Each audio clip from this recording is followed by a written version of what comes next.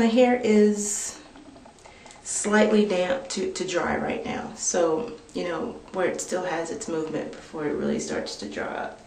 If you cut it when it's in this state and you cut it with the intention of each springlet being a hair that needs to be trimmed, then that springlet will start to define more and more. You want to get a pair that you're dedicating to your hair. These aren't super expensive. I think I spent $2 or $3 on it.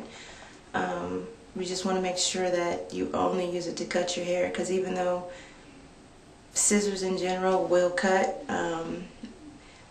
apparently, you know, if they're not precision sharp, even though it will cut the strand, it may cause split ends because it's not sharp enough.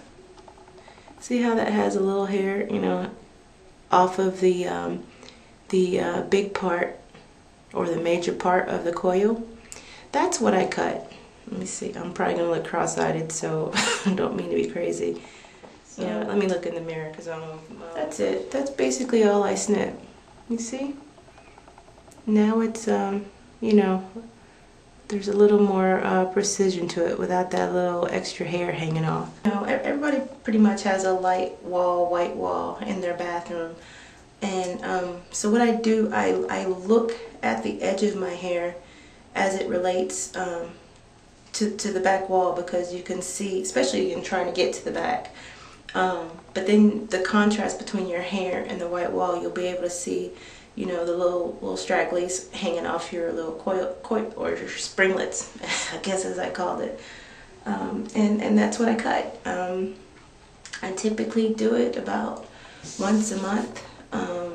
Some months I don't, but at least every other month. Like stuff like this, I mean, we all probably have hair that is, you know, you think is probably still perm or something, because we're not used to thinking that our hair could actually have some really loose, wavy, or straight strands, which, you know, I'm pretty sure we all have. Don't overcut it thinking that, you know, it's not your hair, because it's very possible. But the whole point of the cutting is just to keep it neat, you know, so that when it dries, the ends of your hair is a coil and not, you know, some random straight crazy piece hanging out. You know, try to get it to stand up. Again, I'm not using my hands to fuck it up, because the more you use your hands, the more you're going to separate them, and it may be a false sense of an unruly coil. So my aim is, again, I'm trying to be as stingy as possible, but as doing things as healthy as possible at the same time. Because I think we all cannot wait to that day we have, you know, rustic beauty hair. That really long 4B stuff is just pretty. Yeah, I give a damn. You know, anybody tell her hair isn't pretty, you just hating. Like, if I use my hands, it's really just to kind of fluff it up just a little bit. I mean, I'm barely touching the ends of my hair.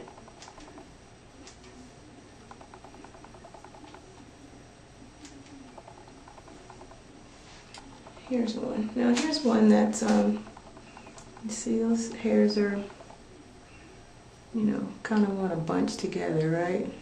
But they're two separate coils. So just take my hand and just try to carefully separate it. Now if it won't, then leave it the hell alone. You'll get it the next time around. It's not a big deal. But you want to be careful, because, you know, the more that you do this, obviously you're going to stretch it out. Now we got two separate things going on, but you see, I'm kind of afraid to cut that one too much, because I probably just pulled the strands out of the coil. But I will give it a little trim. You know, that ain't ever gonna hurt nobody, if you can even see that, right? Okay, how I get to the back, I just, you know, carefully separate my hair like this, and then just carefully fluff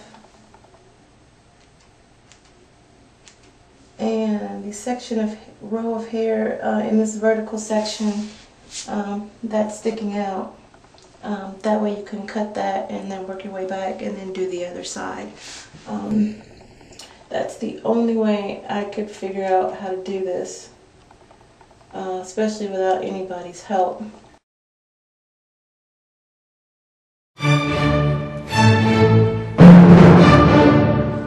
And pull it all the way. You see that?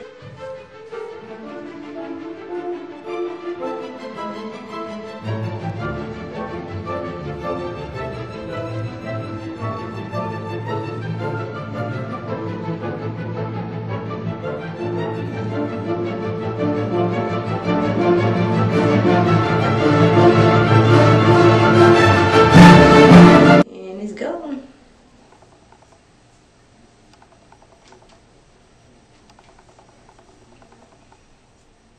That's probably a shed hair, but I'm not going to pull it. You see that?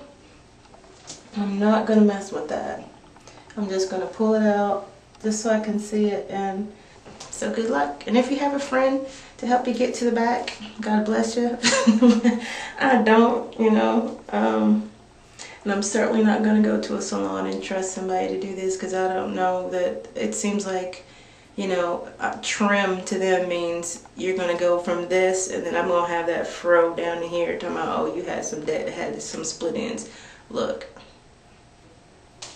I'm not even going to go into all that, because I know, you know, we all know, we've all had that done to us. Don't go to a barbershop, because all they're going to do is pick it out. Right? Get it all picked out and maybe even take a trimmers to it. No, don't do that. I mean, unless that's the look you're going for, but if you're trying to do this, that's not going to help you. Because what you want is for this hair, as it dries, to look good. So it doesn't make sense to comb it all out, cut it, and then when it coils back, I mean, it's probably not even going to look like you did anything. And then you're going to think, oh, I got to cut it some more. If you cut it in the state that you want it to be in, then the next time you get it wet and let it set, I ain't even going to say no more after that. All right? That's it. Happy cutting.